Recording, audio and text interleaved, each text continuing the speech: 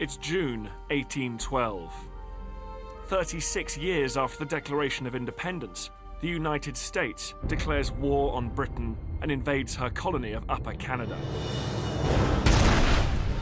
Britain is already locked in a life and death struggle with Napoleon in Europe. Upper Canada is poorly defended and vulnerable to attack, and the majority of its population is American-born. US politicians are convinced they'll be welcomed with open arms, and former President Thomas Jefferson declares victory will be a mere matter of marching. The odds are stacked in favor of the United States, as the fate of North America hangs in the balance.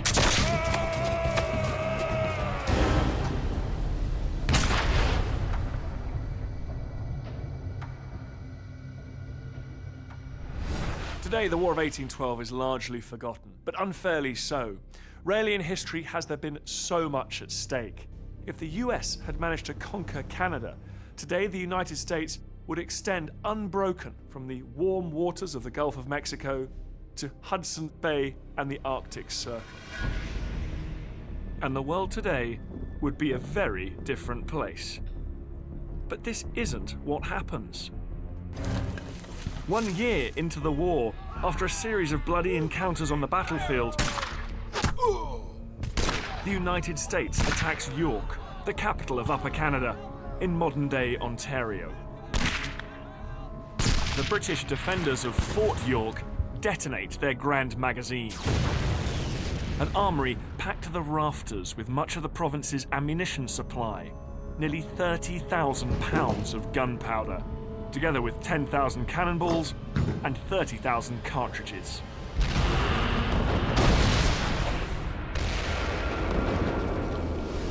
At the time, it's one of the biggest explosions ever witnessed in North America, and more than 250 American soldiers are either killed or maimed by the blast.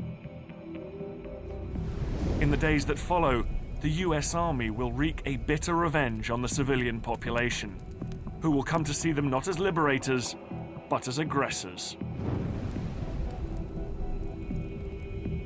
A series of events is set in motion that will not only change the outcome of the war, but the destiny of a nation.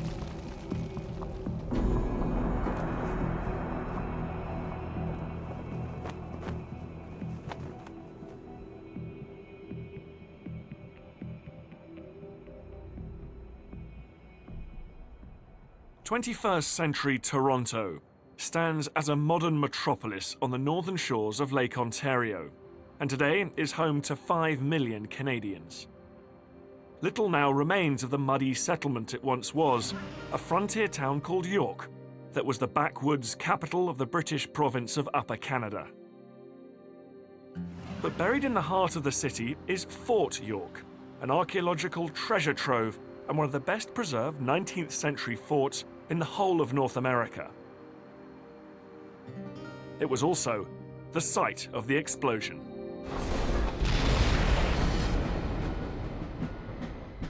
You know, for me, this is like one of those places that should give any Canadian goosebumps. Symbolically, this is ground zero in the War of 1812. Today, Dr. Ron Williamson is leading a team of archaeologists in search of the remains of the magazine and the crater left by the explosion.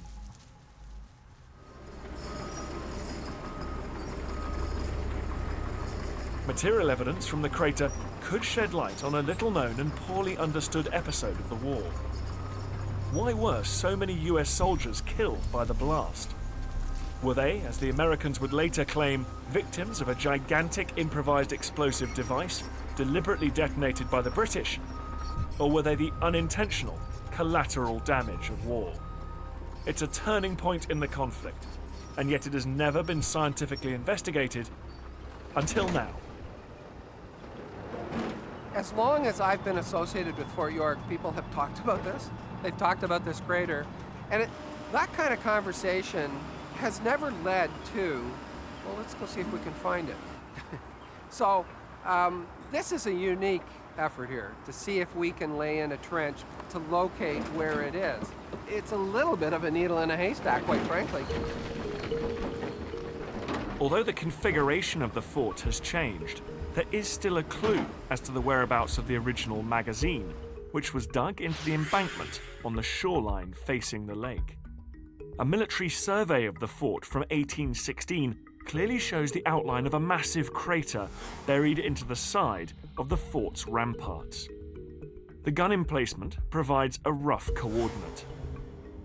And so a trench is laid up the side of the modern rampart in the hope of intersecting it.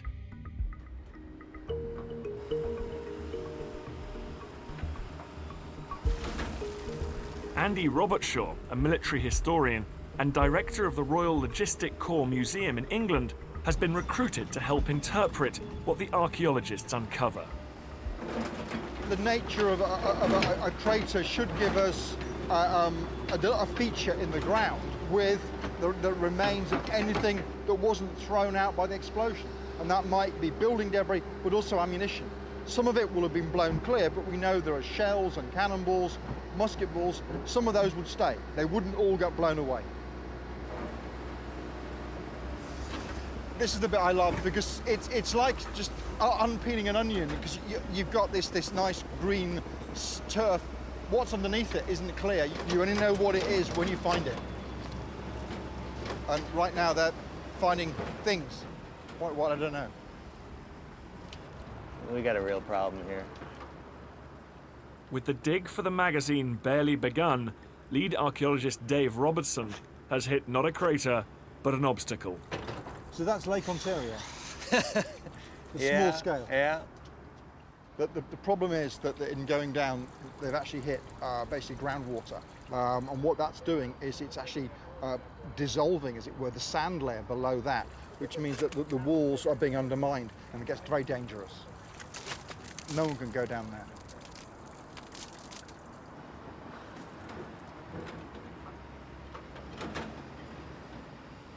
After 2 centuries of landfill, the shoreline has shifted, leaving the modern fort high and dry. But originally, it stood at the water's edge. A defensive bastion at the mouth of a natural harbour, protecting the town to the east.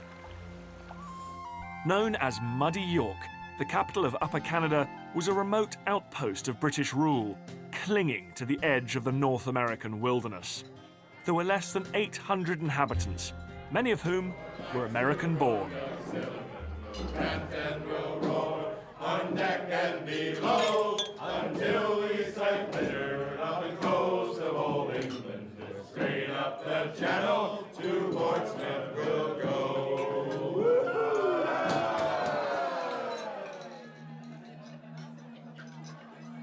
At the end of the American Revolutionary War, a border was drawn between the new United States of America and the remaining colonies of British North America.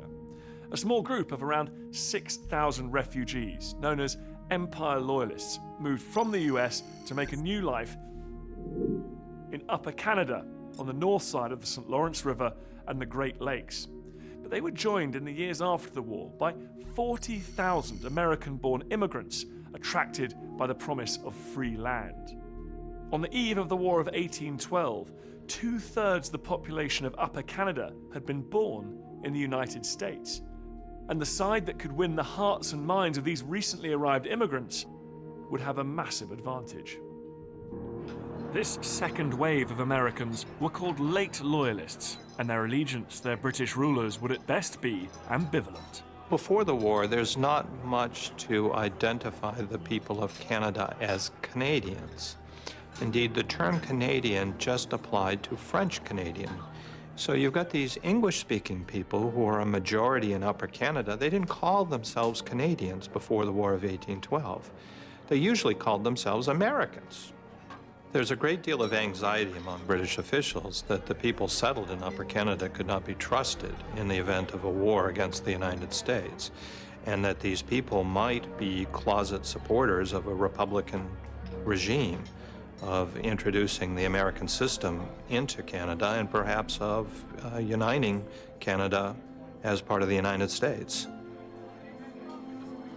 The war will be fought across Lower and Upper Canada, the modern-day provinces of Quebec and Ontario.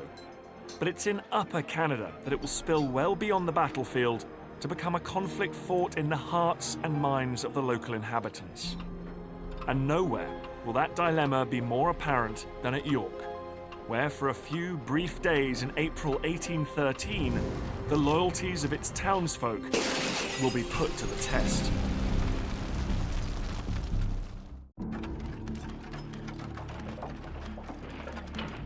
In June 1812, the United States declares war against Britain and invades Canada. For the US, the British Empire and her native allies represent the biggest obstacle to its expansion west and north across the continent. And more than 30 years after the Revolution, US President James Madison and the Republican warhawks believe they still have unfinished business with their erstwhile colonial rulers. The leaders of the United States believed that it was a continuation of the Revolution. They believed that the British Empire had never accepted American independence.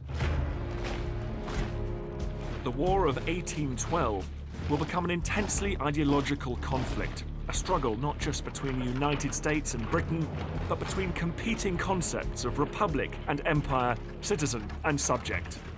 On the 12th of July 1812, around a month after the outbreak of war, Brigadier General William Hull crossed the Detroit River and began the invasion of Upper Canada.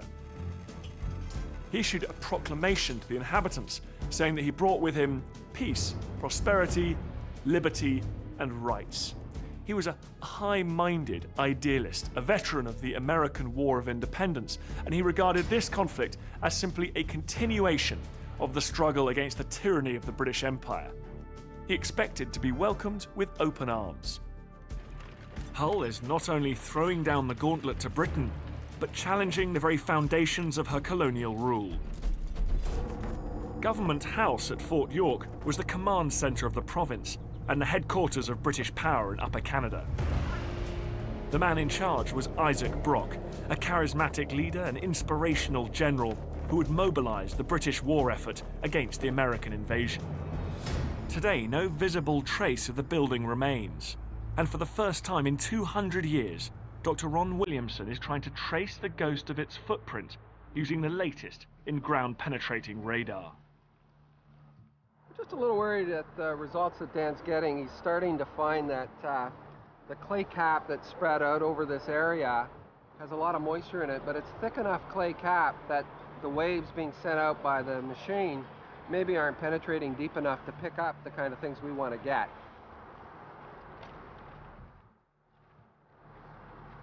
If I'm sitting in my office and I'm thinking, where would I like to dig at Fort York? I'd like to dig at the home of Isaac Brock. This is my dream.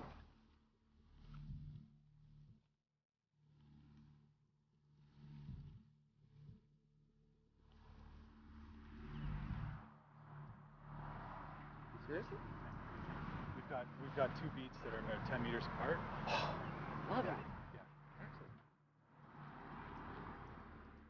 As the GPR penetrates deeper, it detects anomalies, telltale variations in the subsoil, which to the trained eye are indicative of a building's foundations. If his hunch is right, Ron may have located Brock's lost headquarters. As the seat of executive power and the official residence of the King's representative, this was the equivalent in Upper Canada of the White House. And I'm standing in what was probably Government House. Now that is a real cool moment. We're talking about Sir Isaac Brock having been in this building. We're talking about possibly finding materials this guy held in his hand. So am I excited? You bet. But he'll only know for sure by digging.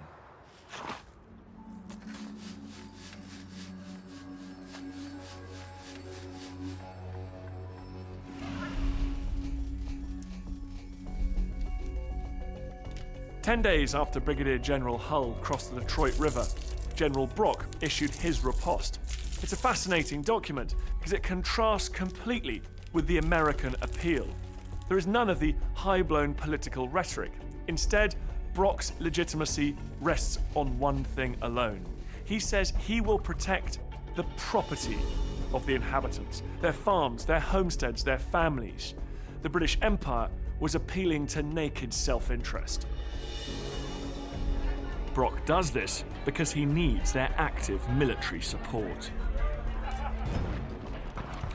Across the Atlantic, Britain is fighting for her survival against Napoleon.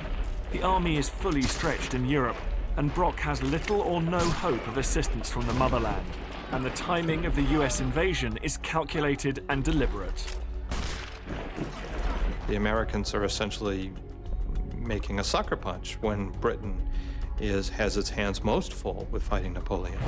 Within months of the outbreak of war, British hopes will be dealt a terrible blow when Brock is killed on the battlefield. But even though the British lose their inspirational general in the first year of the war, American attempts to conquer Upper Canada will fail miserably because their own military strategy is fundamentally flawed. This is a map of Upper Canada, and as you can see, it's an isolated territory almost entirely surrounded by North American wilderness. The logical way to capture Upper Canada would be to cut off the main supply route here, in the valley of the St. Lawrence River. This way, with no supplies or reinforcements coming in, the whole colony would simply wither on the vine and fall into the Americans' lap.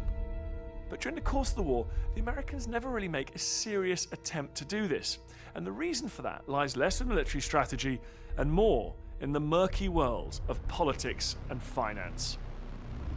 It turns out that there are some very powerful political people who do not want the United States operating in the St. Lawrence Valley. And first and foremost was a man named David Parrish. The American government cannot wage this war without the money that David Parrish and his associates will loan to the government. He owns a lot of lands in the St. Lawrence Valley, and what he doesn't want is for it to become a theater of war. And Parrish makes it clear to that government that if American forces operate in the St. Lawrence Valley, he is not going to dip in his pockets to loan the government the money it needs for the war. So it's a classic contradiction. The United States, to win the war, needs Parrish's money. But to win this war, the United States needs to occupy the St. Lawrence Valley. But it cannot occupy the St. Lawrence Valley without forsaking David Parrish's money. Faced with this choice, the United States government decides to take David Parrish's money. After a series of embarrassing setbacks, by year 2, the US government is desperate for a quick and easy victory and decides to attack the poorly defended capital of Upper Canada. Bang! And it's a decision that will have repercussions well beyond the woods of muddy York. 10-year-old Patrick Feenan is the son of the quartermaster of the Royal Newfoundland Fencibles, a homegrown North American regiment which is part of the small British garrison at Fort York, a lonely and isolated outpost of the Empire.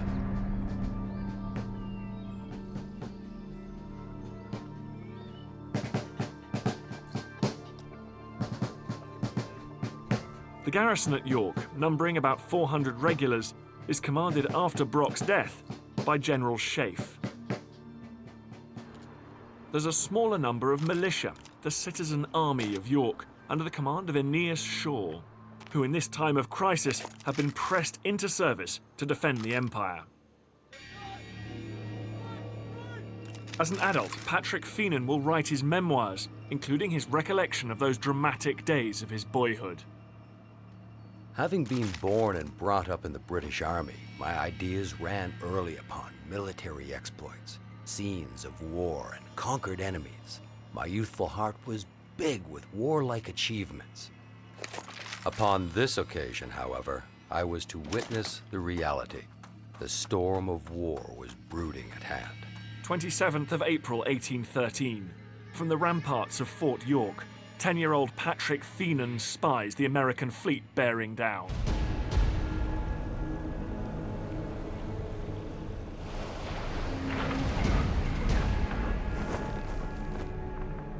The battle for York is about to begin.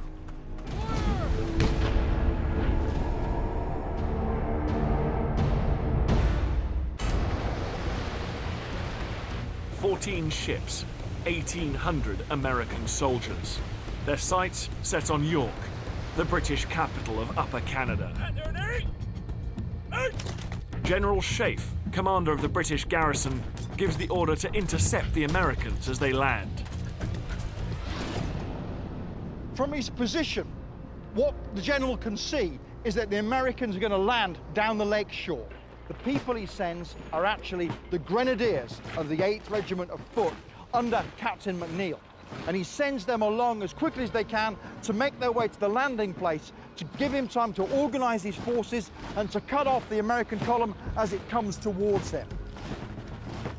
The first wave of American soldiers comes ashore 2 kilometers west of the fort, and it's here in the woods that the British mean to cut them off as they land.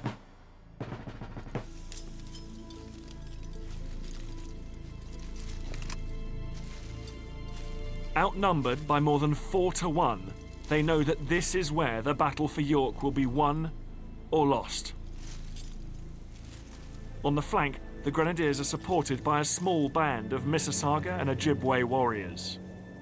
Like many native tribes in this war, they have rallied to the British cause, believing the British Empire to be their best defense against aggressive American expansion westward through their lands. But it's an alliance that is abhorrent to politicians in the States. Well, the great demons of American imagination during the early 19th century were native peoples who were imagined to be these vicious, savage killers, particularly of women and children. And so this imagery fills American newspapers, and this imagery is used to rally American men for war against the native peoples and their British allies.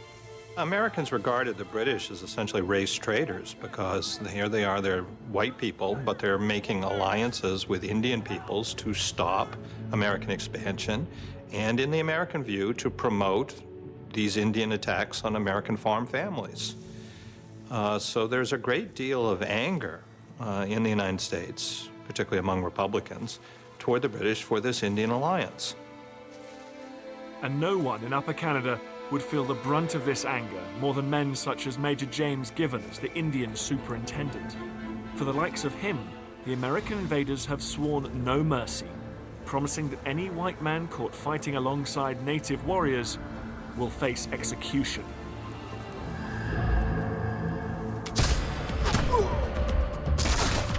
At 7:20 a.m., the vanguard of the British Grenadiers engages with the first wave of the American landing force.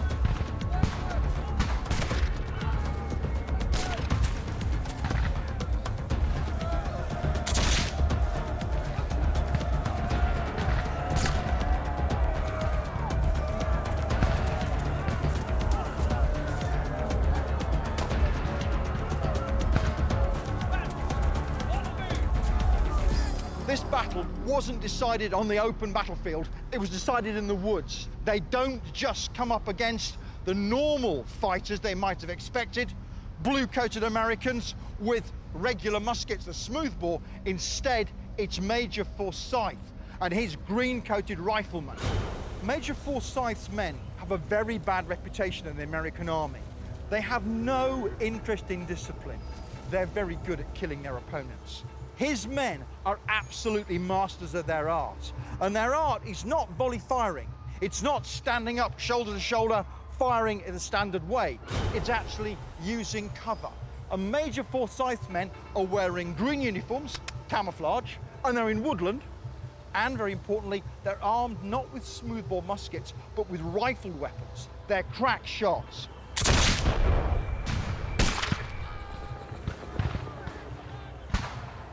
What Forsyth's men are doing is deliberately looking for targets. The person pointing, the person that everybody's looking at is clearly a senior man. Kill him and you cut off the head of the snake. Captain McNeill was well liked by his men. He led by example. He led from the front. So when they set off, he actually would have directed them, not saying, go there, lads, but follow me, getting in close. Unfortunately, as they do get close to the enemy, the way that he's behaving attracts the attention of Forsyth's riflemen.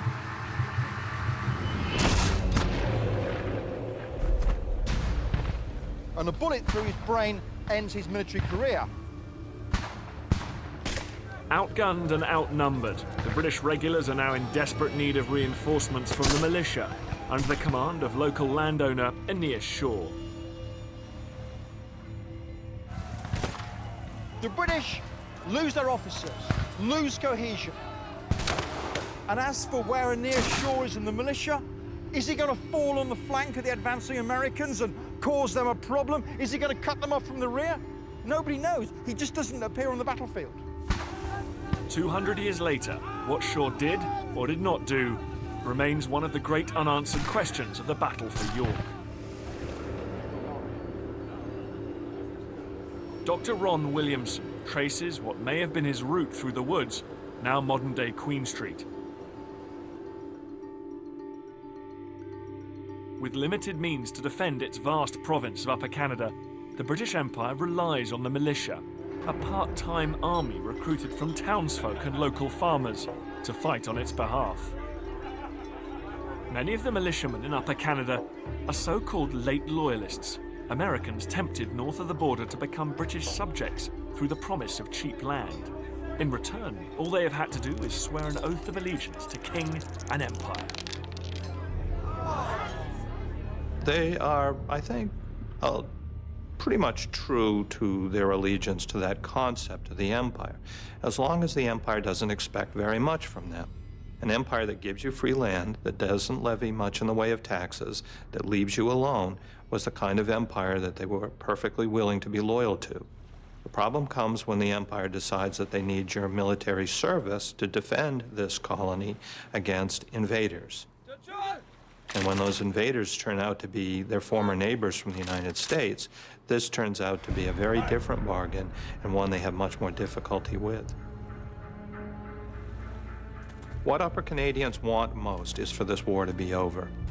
And so they have to decide, can they end the war more quickly by just laying down their arms and letting the invaders through? Or will this war end more quickly if they help to defend Upper Canada against the invaders? These people are cool calculators. They are trying to assess who's going to win. As the British Grenadiers and their native allies stare defeat in the face, Aeneas Shaw, local landowner and Major General of the militia, now makes his own cool and calculated choice.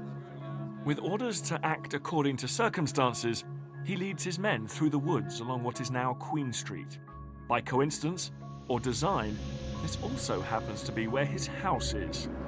Next stop, Shaw Street.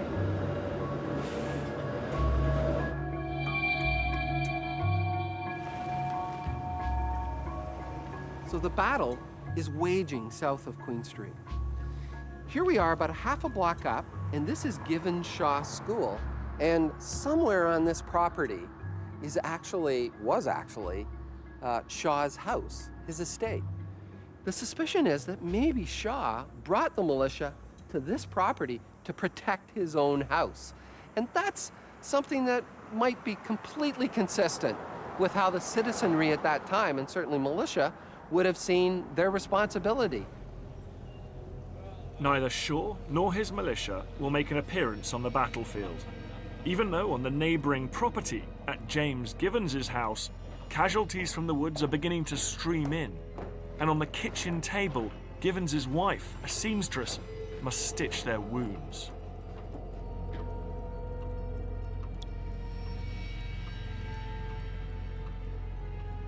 By midday, the battle in the woods is lost. And as the American army begins its advance on York, the choice is made by Givens and Shaw to fight or not to fight will come back to haunt them.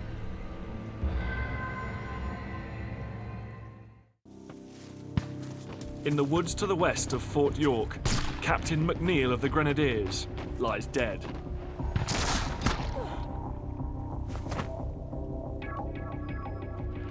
The main body of the American army now advances on Fort York under the command of General Zebulon Pike, famous explorer of the American West and poster boy of the US Army.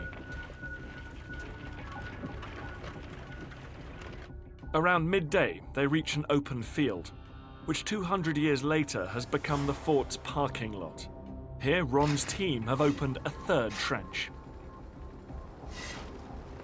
This is the commons in front of the fort, but this is also battleground because the Americans came ashore a couple of miles further west. They worked their way through the exhibition grounds. There's fighting, there's skirmishing. They make their way, and there's actually battle in this area as well and into the fort proper on the other side.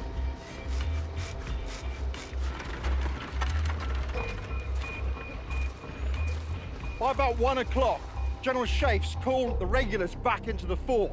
The militia are down in Garrison Creek, and the Americans are approaching this way.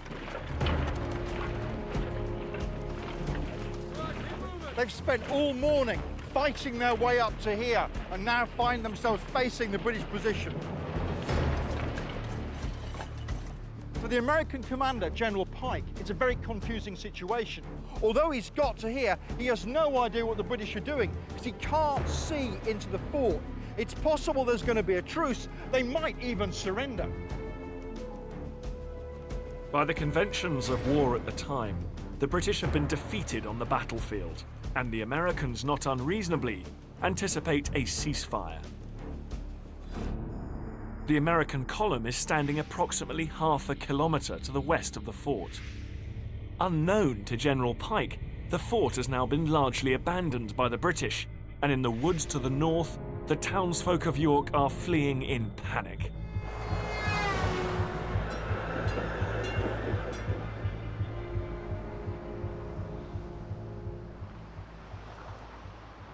So here we are at the intersection of Queen and Bathurst. We're right downtown Toronto, but 200 years ago, this was the north edge of the city. And in April of 1813, when the Americans invaded, what they had to do was evacuate the women and children from down near the lake, down near the fort, bring them north of the city and bring them up to north, probably north of Queen Street. Little Patrick Feenan wanted to see what happened to his father. His father's involved in the battle, and you can imagine the chaos of all these women and children moved north. He slips away unnoticed, and he begins to head down towards the fort, along this way. As Patrick Feenan heads into danger, the commander of the British Army makes a fateful decision. The Grand Magazine at Fort York is a weapons dump, crammed with explosives.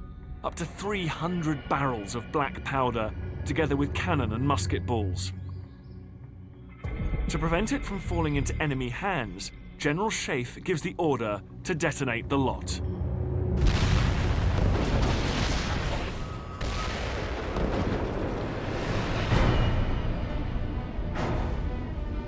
I heard the report and felt a tremendous motion in the earth, resembling an earthquake. Closer to the blast, Pike sees the flash of the explosion. And then the shockwave strikes the general and the men around him. Major Abraham Eustace says that men under his command were blasted off their feet and thrown backwards through the air. Such is the power and magnitude of the blast, it's felt at a distance of more than 50 kilometers. Far away on the other side of Lake Ontario at Niagara, Lieutenant Colonel George McFeely reported that the windows rattled and the buildings shook. Spreading outwards from the epicenter of the explosion, the shockwave is a supersonic blast of energy. Traveling at more than 500 meters a second, it hurls the Americans backwards 20 meters. And as the shockwave slices through soft human tissue, eardrums burst, lungs hemorrhage, guts rupture, brains are traumatized. The shockwave is a unique signature of the explosion. Death will follow in its wake, and it defines the scope and extent of the killing zone, deciding who will die and who won't.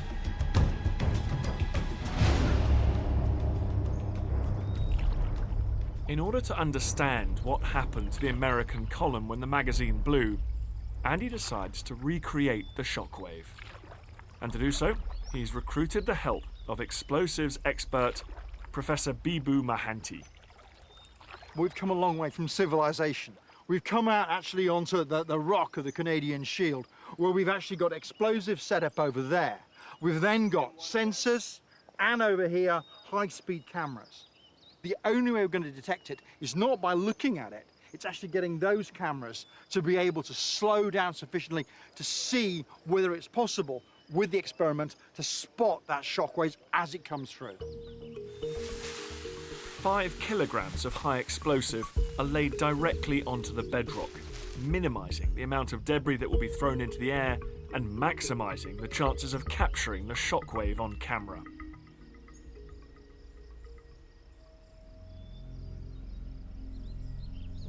Sight is clear, Terry.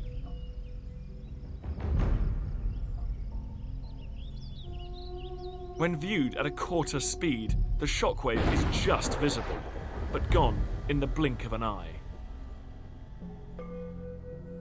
That felt, that was like being thumped in the stomach, actually. You felt it through here, sort of really high up. So it must be just compressing the air in your lungs. Or I was down on the ground, he felt it through the ground as well. It's a phantom of explosive energy, barely detectable.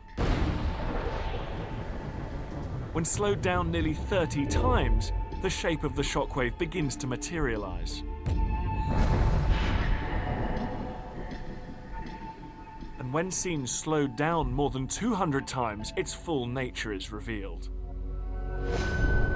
An airborne tsunami of destructive power radiating outwards from the epicenter of the explosion.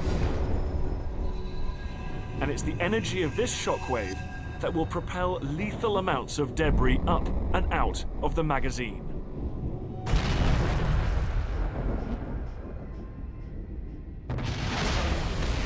We have at least 18 different eyewitnesses for this event, and they paint a vivid picture. They talk about a huge cloud of debris, rocks as big as 2 fists, timbers, rafters, clay, and even men blasted far into the sky. One eyewitness says it took at least 30 seconds for what he calls this infernal shower to come crashing back down to Earth.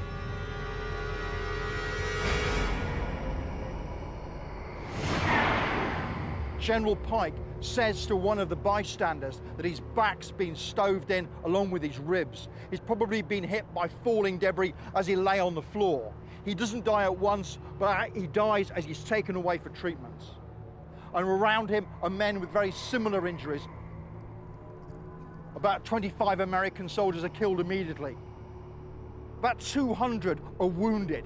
The whole area is a scene of devastation, debris and bodies.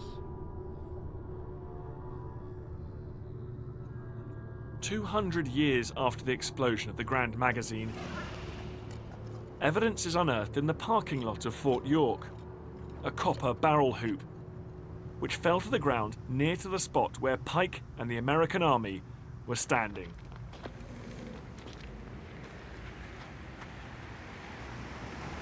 That's just twisted to pieces, isn't it? So that came to rest where on the site? Right here. That's incredible. What I've got in my hand is a piece of apparently random twisted copper. I mean, you'd think it was a bit of scrap, you know, from a scrapyard, but it's not. What it is a section, a small piece of one of the barrel bands that held together the gunpowder barrels. And this thing has gone from where it started off and fallen through the sky to end up here, which is way outside the fort. And it's exactly the kind of thing that I hoped I might see, but not like this. 1, 2, 3, 4, 5, 6, 7, A mangled 8, fragment of 9, metal, 10, 11, warped and 12, twisted like a candy wrapper. 14.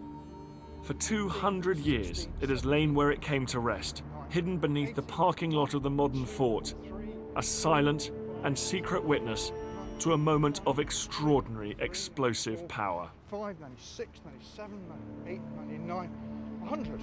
1, 2, 3, 4. I've just walked, or more accurately paced, from where that piece of barrel banding was found, way over there, out to here, which is where the magazine was, somewhere in this area there. I make that about 300 paces, give or take. Let's make it 250 meters to 300 meters. So when that thing went up, that piece of metal that looks just so innocuous has gone over my head, out of the fort, dropped out of the sky to land on the head in this case of the advancing American column. What is supposed to be the field of victory has in an instant become a disaster zone. And it's from this moment that the war will degenerate into a bitter cycle of retaliation and revenge.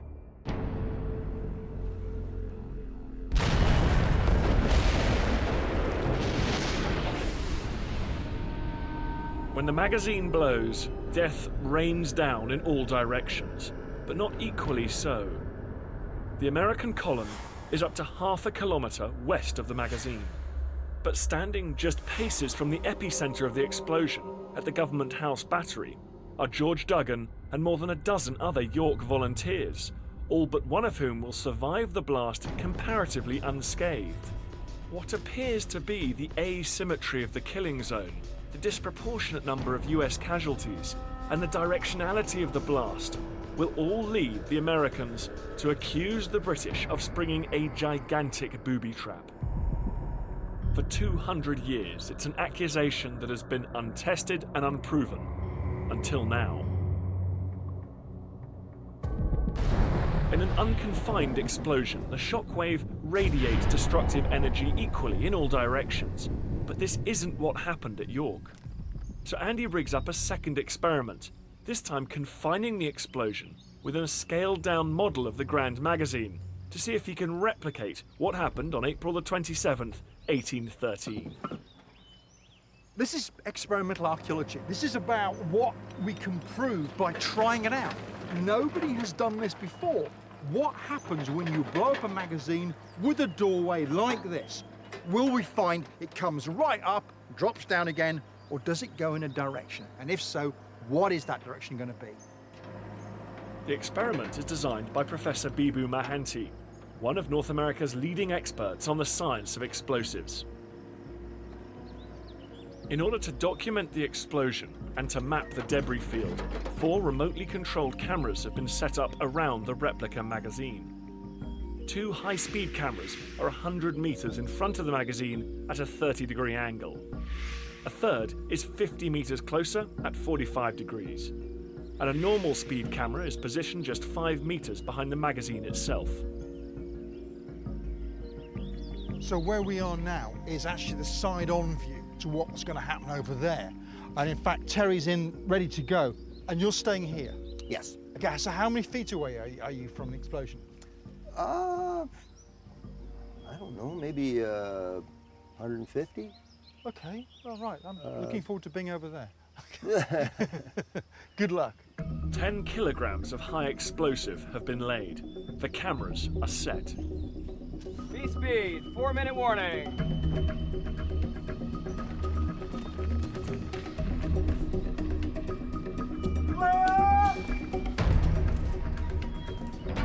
All right, Caroline, give the siren.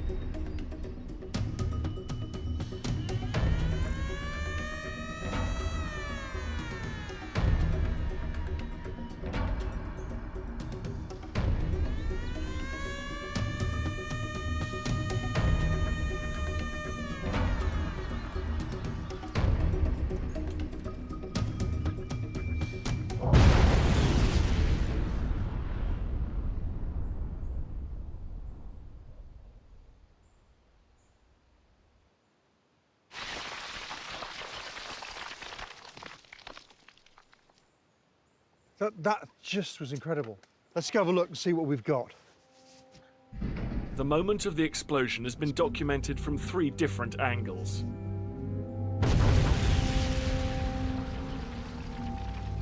And what each of the cameras captures is evidence of what happened 200 years ago. I can see timber up on top. Yep. So that's been... Wow. Ooh. There's tiny bits of stone here. Yep.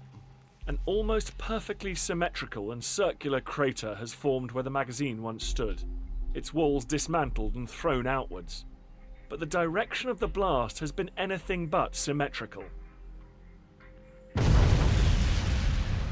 The camera position just behind the magazine demonstrates how remarkably little debris is thrown backwards.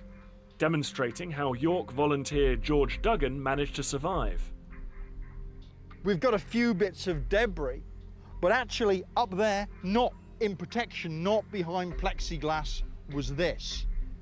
It was in 5 meters of the explosion, and it's completely undamaged. Had it been in front, there'd have been nothing left at all. The side angle demonstrates how most of the debris, up to 90% of it, has been thrown forwards, funneled upwards and outwards in the direction of the doorway, the weakest part of the entire structure. Come with me. Yeah, I'll show you. yeah. We have a whole line of debris, all aligned along the front entrance of the magazine. So this matches almost the same width as the magazine entrance. And it goes a long distance into the lake. You're kidding.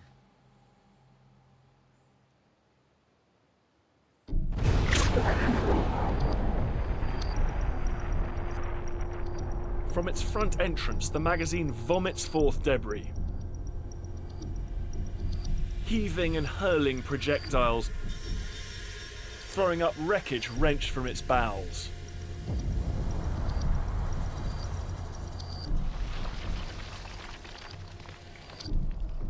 It's just everywhere.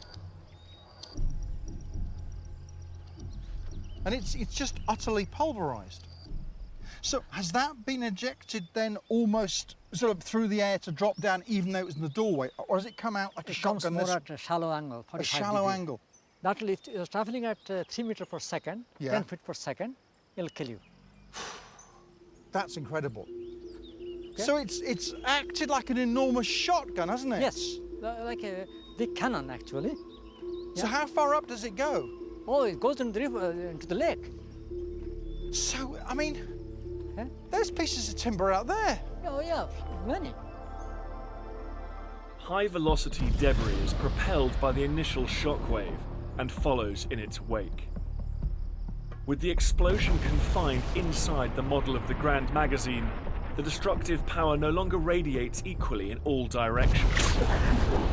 Escaping through the front of the magazine, the path of least resistance, the blast is given direction.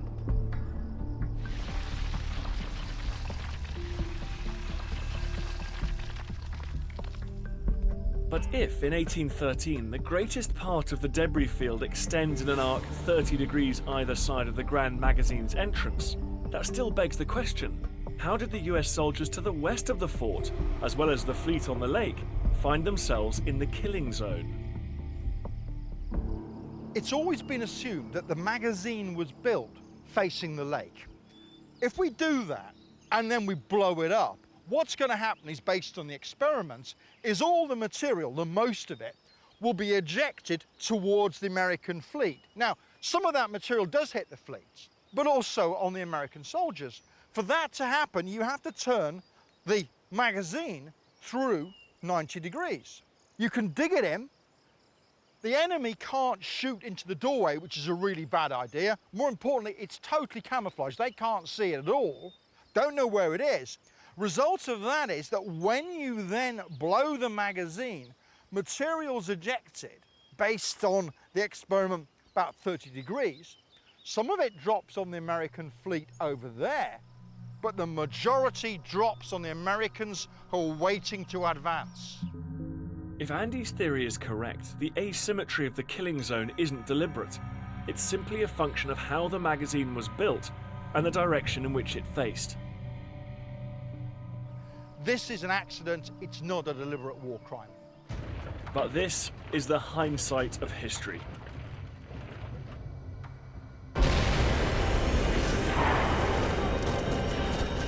And 200 years ago, having borne the full brunt of the blast, the Americans would now seek vengeance.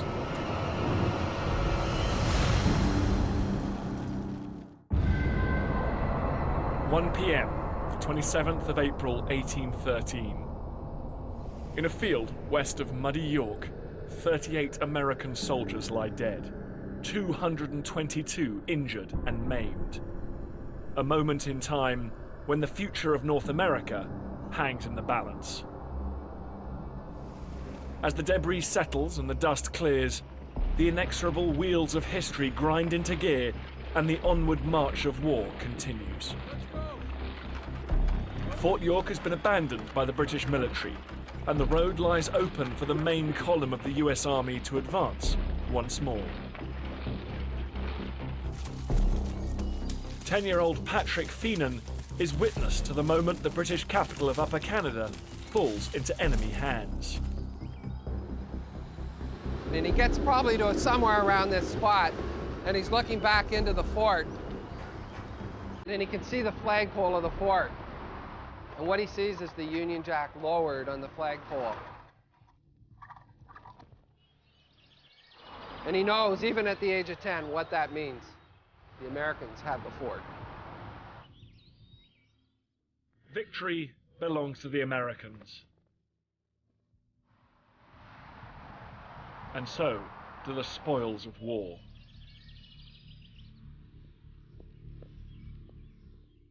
As well as the Union flag, the Americans will seize many other trophies from York, and none is loaded with more symbolism than the Royal Standard, the banner of the King's representative in Upper Canada. It is the only Royal Standard ever to be lost by the British to an enemy and never recovered.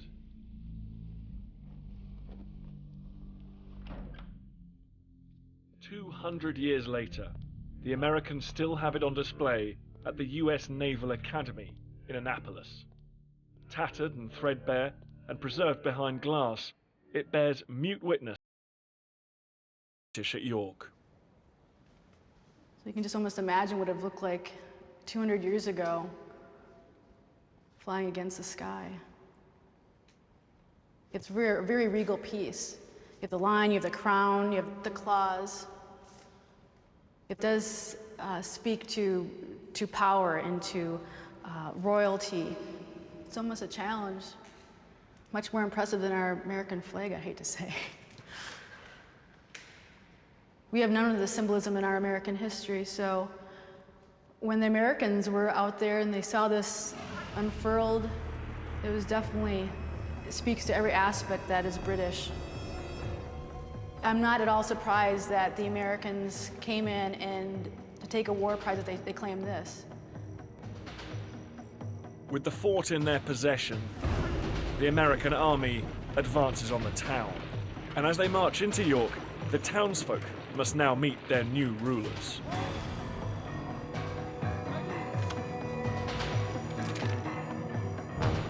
The reality of the situation was that the town had been abandoned by the British military, and all the citizens were left up to their own devices to deal with the Americans. I can actually feel the fear when you think about it. With your military, your defenses gone, and this force coming through.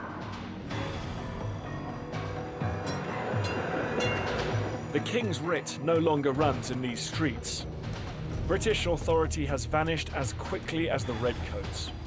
The inhabitants of the town of York, many of whom are American-born citizens, now have a simple choice to make: how best to protect their property. Property is essential in this world, and that's what people depend upon, the property particularly of their farm.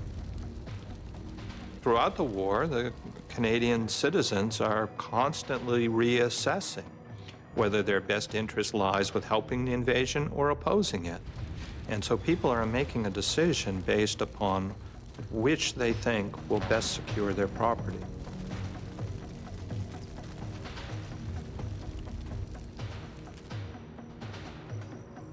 The decision arrived at by the inhabitants of York in April 1813 can still be seen at Canada's National Archive in Ottawa.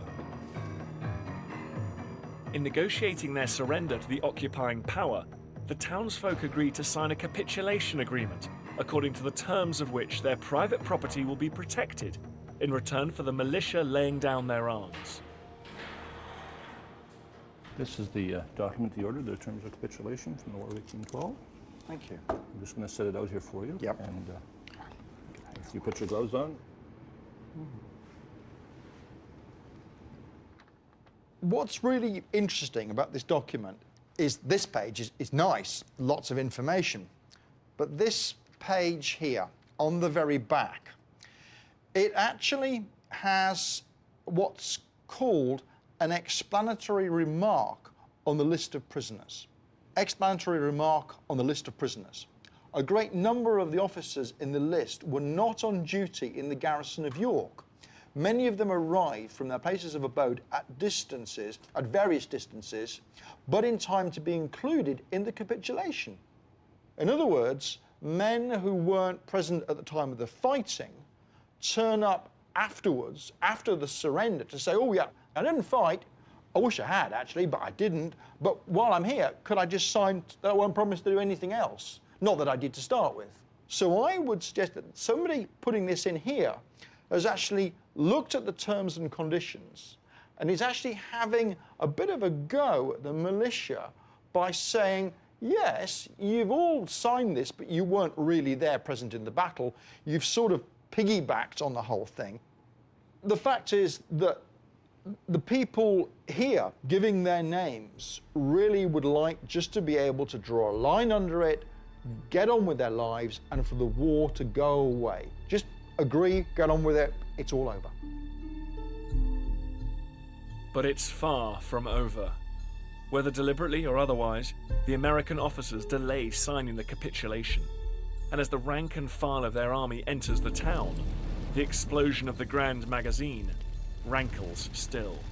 The soldiers feel that this was treacherous on the part of the British, and therefore they feel fully within their rights to plunder any house that seems not to be occupied, and they proceed to do that.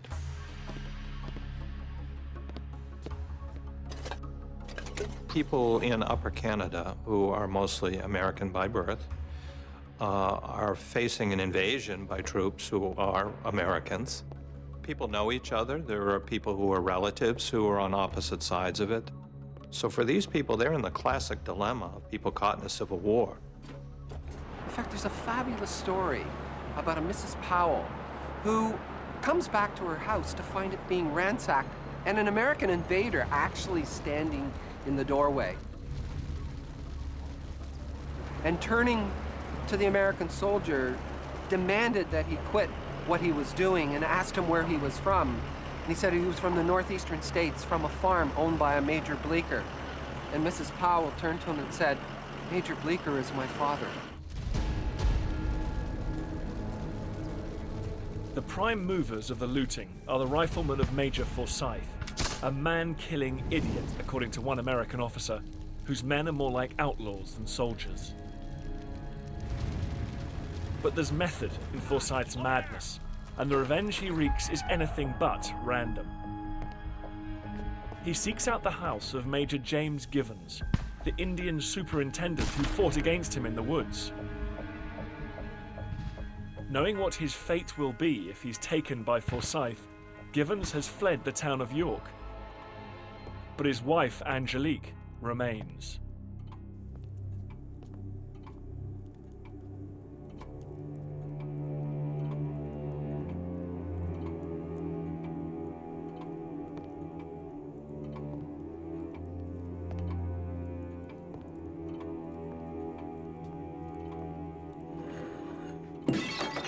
Her house is entirely stripped of its carpets, curtains, bed sheets, and clothing. Even after her life is threatened at gunpoint, Forsyth's superiors refuse to intervene.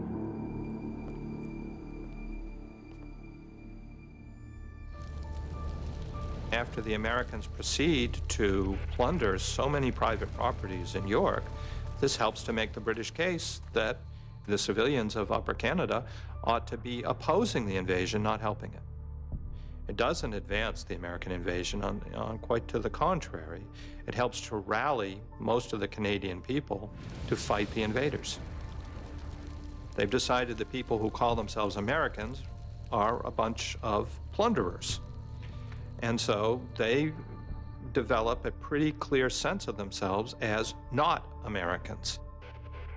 In the first year of the war, both sides were guilty of larceny and looting, but nothing on the scale of York.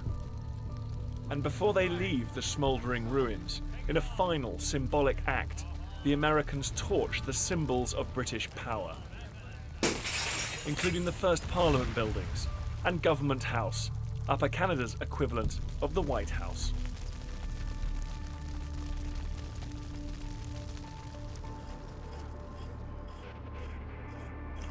where the ground-penetrating radar had detected anomalies beneath the subsoil, Dr. Ron Williamson's team have now uncovered what they believe to be the remains of a structure. And beside it, an early 19th century garbage dump.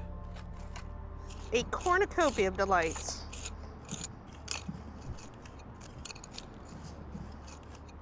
Oh, this is beauty. Oh. Now you're talking. That is a pipe stem with a spur. There you go, Ron. Lieutenant Governor's pipe. You know, this is exactly the moment we're looking for when we do this kind of archaeology, is to find objects that are evocative of that period. Alongside the artifacts, there is also evidence of a naked act of political vandalism. This charcoal is it's evidence of wood being burned, and so this could have come from the actual burnt timbers of the government house.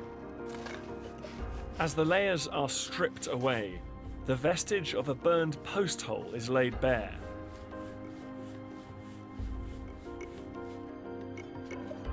And yet more proof of the rape of York. In the burn layer, a shattered brick. It's handmade. You can sort of see how rough it is. It's another piece of evidence of that burning event. This is very important.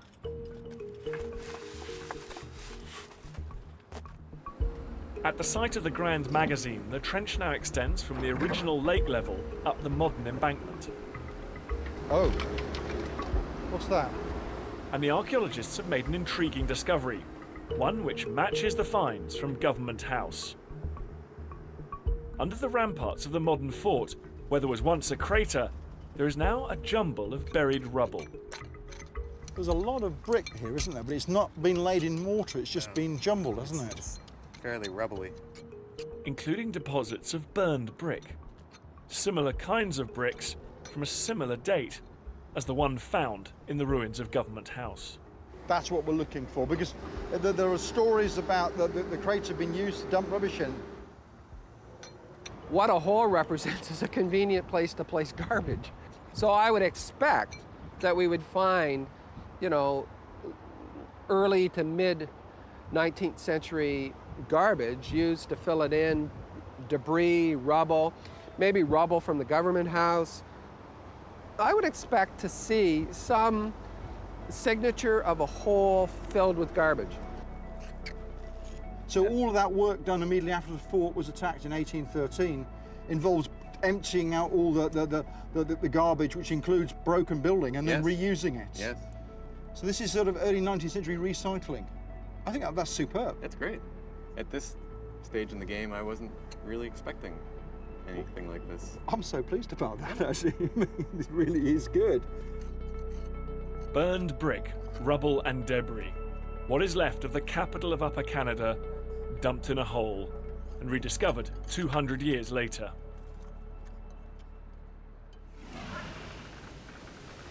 After an orgy of violence, having outstayed their welcome, the Americans sail away, weighted down by the booty of war and the ill will of the townsfolk they'd plundered.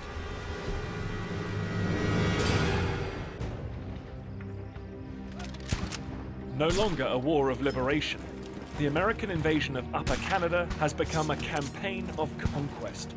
And by the summer of 1813, it's a campaign which the Americans think they can win. After the sack of York, the Americans sail across the lake to Niagara, where they capture Fort George. They then drive back the last remaining serious force of redcoats in the colony to Stony Creek. The scene is set for a battle that will decide the fate of Upper Canada. Stony Creek lies just 50 kilometers from York. On the evening of the 5th of June 1813, 3,000 American soldiers, now under the command of General Chandler, reached this point along modern-day King Street called Smith's Knoll. Essentially what we've got is a bank that runs across here. It's about 20 foot high, dropping down towards any potential British advance. He's got a strong defensive position, which he feels confident he can hold out against any British attack if they dare have a go. the British have retreated 2 kilometers to the west of Chandler's position. As night falls, the US general bivouacs his men in the fields, with his cannon on the higher ground, and he commandeers the farmhouse of James Gage, an American-born late loyalist, as his HQ. You have this hardening during the summer of 1813, in which American leaders, particularly those who were on the front lines, no longer particularly trust the Upper Canadians that they had believed a year before would welcome them as liberators. Many American officers persuade themselves that most of the Upper Canadians were really loyalists who were hostile to the American Republic. And once they persuade themselves of that, then they start to look at these Canadian farms as places that should be plundered in order to punish these loyalists.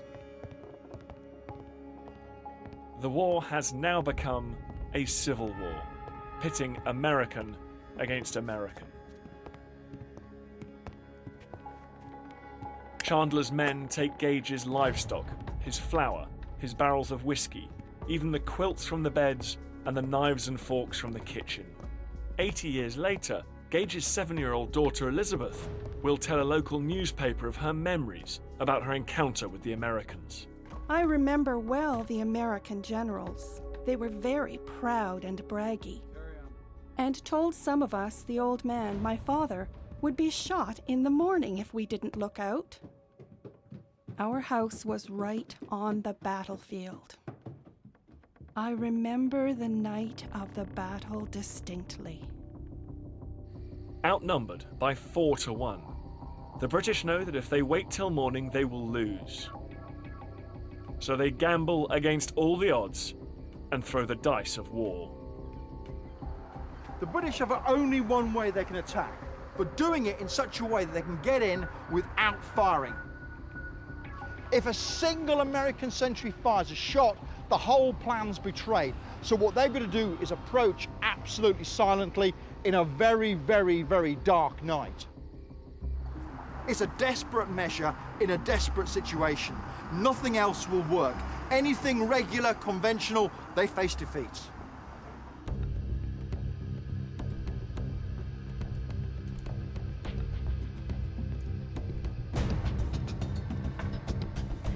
Undetected, the British approach the American camp. And then somebody shouts. It's a scream, which the other British soldiers take up. For one, it looks as if the whole plan's been betrayed. Many of the British soldiers have been serving out here for years. They've heard Aboriginal war cries. So what they do is they mimic them. It's not a deliberate tactic we think, but what it does is it terrifies the Americans in this position. They are convinced, and lots of them say this, that every Indian, as they call them, in Canada is coming towards them. There's this classic image that Americans were all frontiersmen who were hardened by their experiences and were prepared to fight Indian peoples on their own terms. There were some Americans like that. In fact, there were a lot of Americans like that in a place like Kentucky. But the Americans who lived in upstate New York or in New England weren't like that.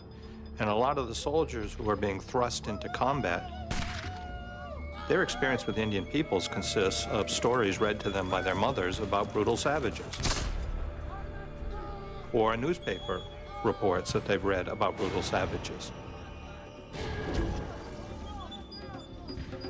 So you take these people with very little military training, you put a uniform on them and a gun in their hands, and you send them into the Canadian woods, and they hear Indians screaming in the background.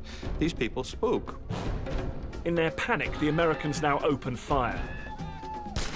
But they're shooting blindly into the pitch-black night as the British advance on them with bayonets fixed.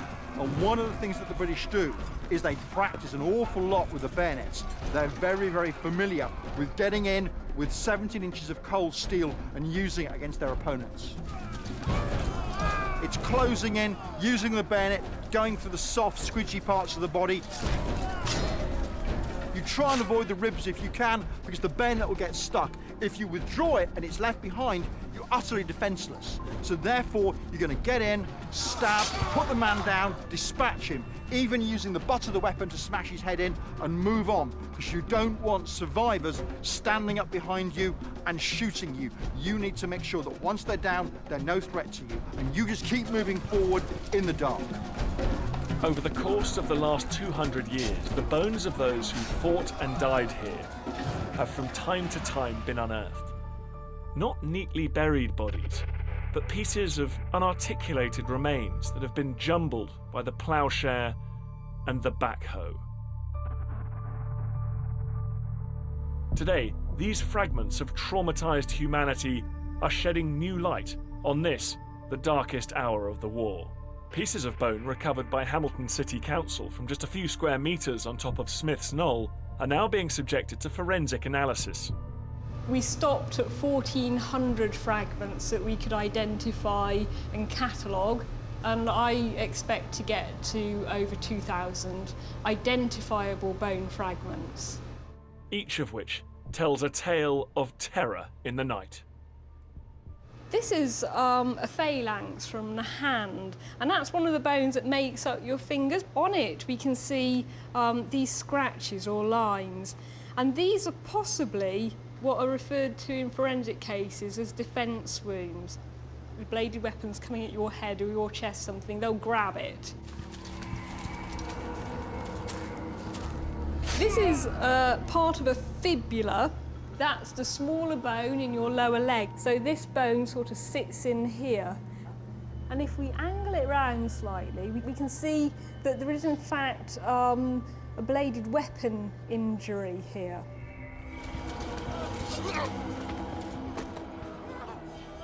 During the entire war, there was pain and suffering. That's part of the story. And we can't lose sight of that. Horrible injuries from cannonballs, literally, rushing through people, where amputations were a way of dealing with a wound because it rendered it simple, because it was far too complex. All of that is part of the story as well.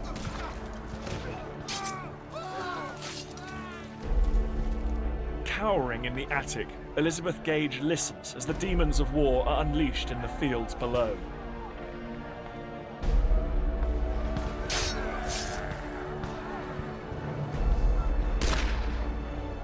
In just one night, up to 300 Americans are killed, injured, or captured, including General Chandler himself.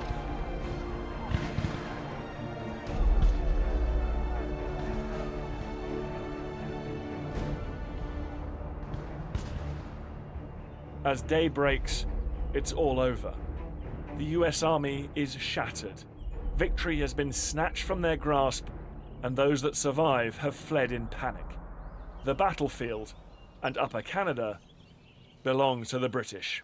The next morning, Elizabeth Gage, who spent the night actually in the Gage house, she looks out and she sees in the fields what looks to her like sheep. She describes them as looking like grey sheep. What she's really looking at are blankets, the bedding, the bivouac of the American soldiers. And those blankets are left behind as they turn and they run. But mixed up with those blankets are men. Because one response to being attacked in the dark is to wrap yourself up in your blankets, hope that somehow the bogeyman will go away. Frankly, the British would have bedded those men as they lay, and they would be mixed up with those blankets that she was looking at.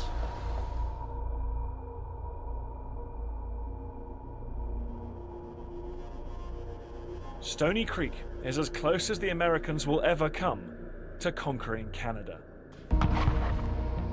There will be more battles fought, more farms plundered, and towns burned. But the following year, the tide of war will shift decisively against the United States. And it's now that the spectre of York will come back to haunt them.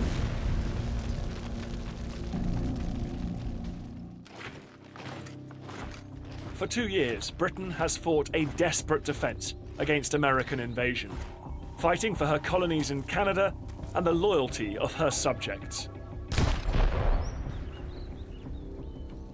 British propaganda had been that these American invaders were what they called a banditti, bandits, that they really had no higher principle other than to loot and pillage. But if the British can't defend their own people, that discredits them as protectors. So the British need to show that they can retaliate for the destruction and the plundering done by American soldiers in Upper Canada.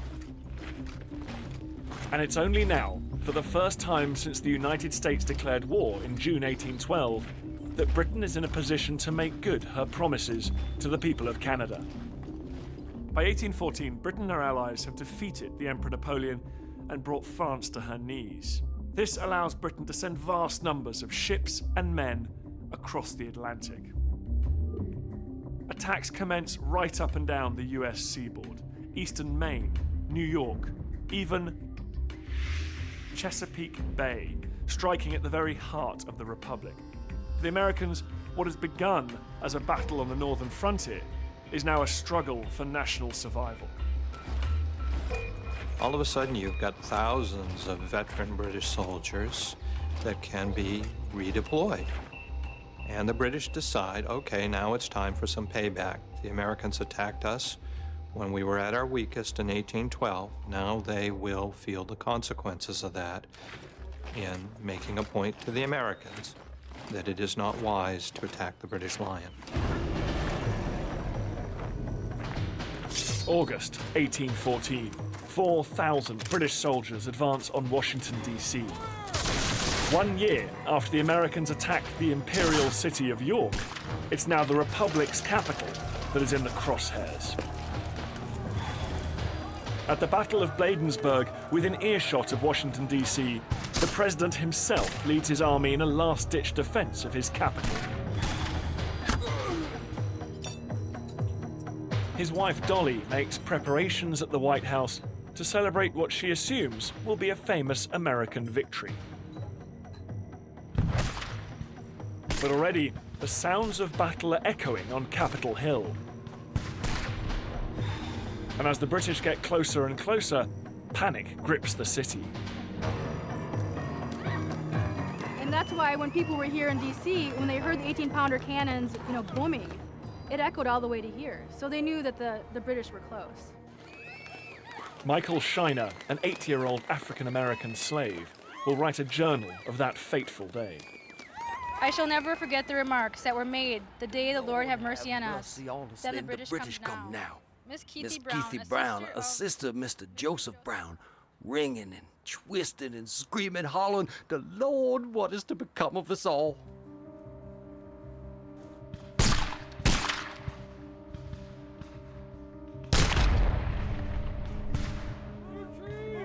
When the last line of American defense collapses, the road to Washington, D.C. lies open. Just as we saw the armor coming above the toll gate in Washington, we heard the tread of British army feet. As soon as we got a sight of British army raising that hill, they looked like flames of fire, all red coats and the stokes of their guns painted with red vermilion, and the ironwork shined like a Spanish dollar.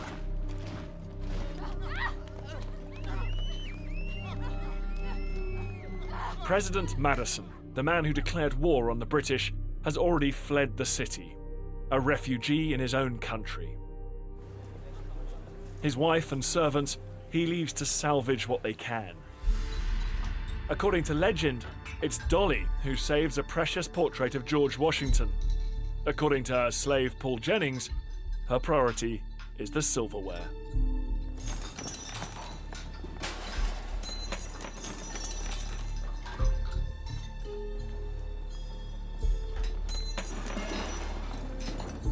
As the British march down Pennsylvania Avenue, the last remaining elements of the US Army are left leaderless. Thinking back 200 years ago, soldiers come up here. They want to find out if anybody's home at the White House. They go up the front door, they knock, no one's there. You can just imagine the power and the sound of silence in that moment.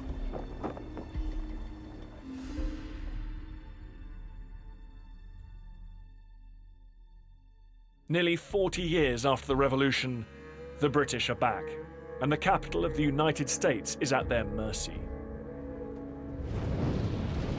Just as the Americans had put the torch to Government House, now the British will do the same to the White House. This is the first and only time in US history that the capital will be occupied by a foreign power. And it would not come under direct attack again until the events of 9/11.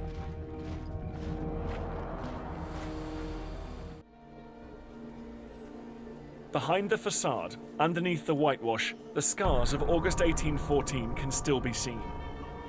Scorch marks burned into the masonry of the White House. But 200 years after the War of 1812, it's not the trauma of the burning of Washington that still lives in the American imagination, but their heroic rearguard defense of the Republic in the months that followed.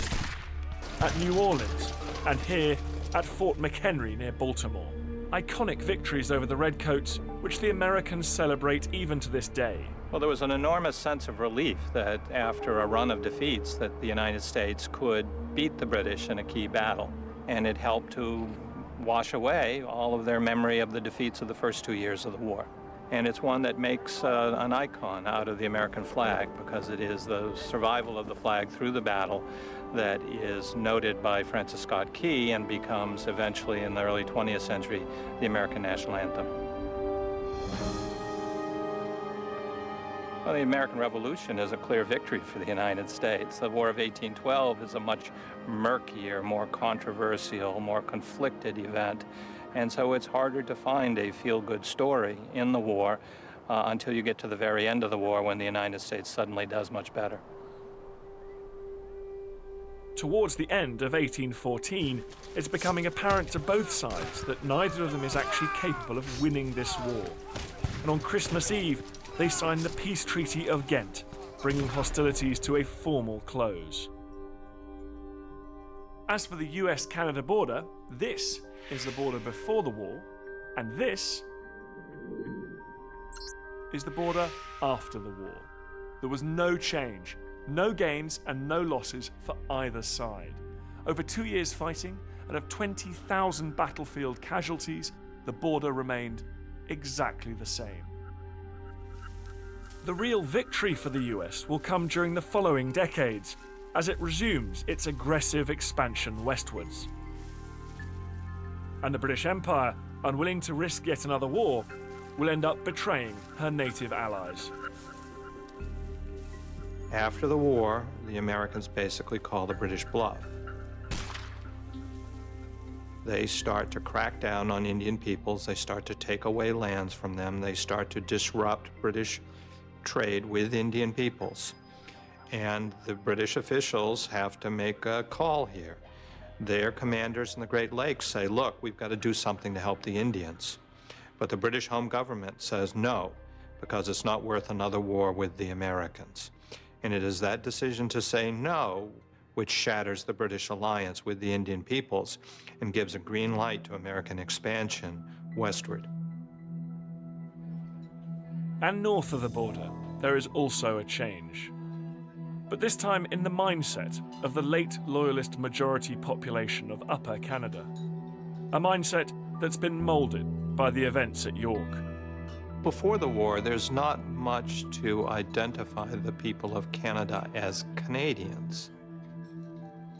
Now, after the War of 1812, you start to see for the first time English-speaking people in Canada calling themselves Canadians and taking pride in their success at repelling the American invasion.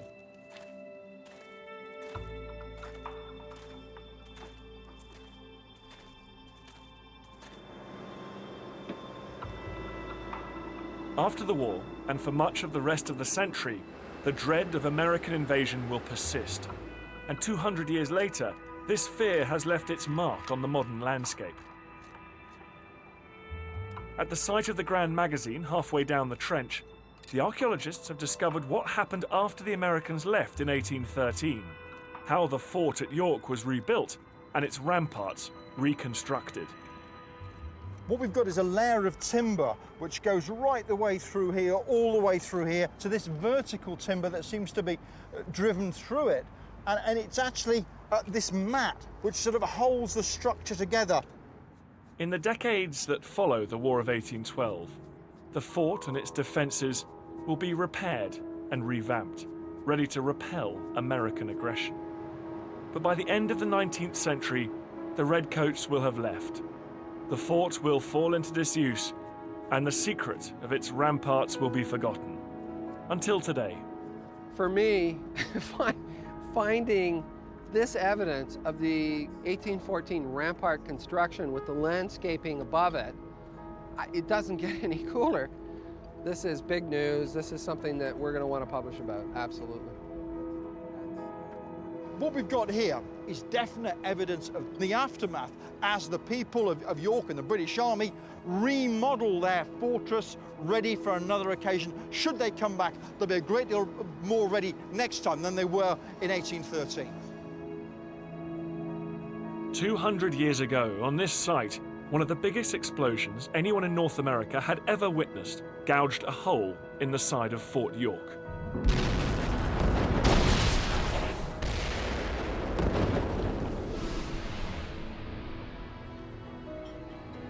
After the dust had settled and the armies of Britain and the United States had moved on to battlefields new, the people of York filled in the hole and repaired the fort. The American-born majority population of Upper Canada were prepared to defend both themselves and what they now called home. You know, there's that moment in life where the place you were born is no longer your home. The place you've chosen to live as an adult becomes your home. That is my home. And it was that little muddy York and the events of 1813 that helped to solidify the identity of Canada.